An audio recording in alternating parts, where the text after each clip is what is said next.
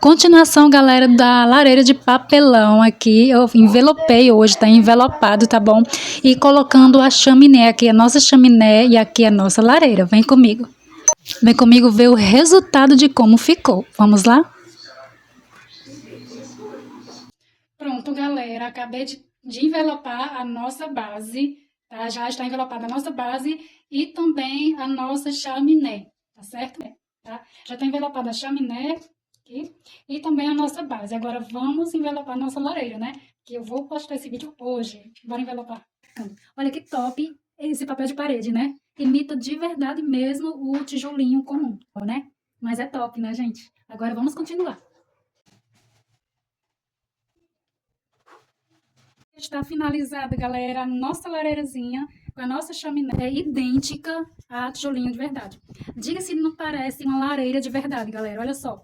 Aqui está o vídeo prometido da lareira já pronta.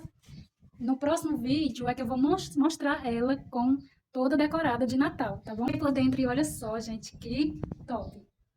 Material muito bom, né? Amei a nossa lareirazinha.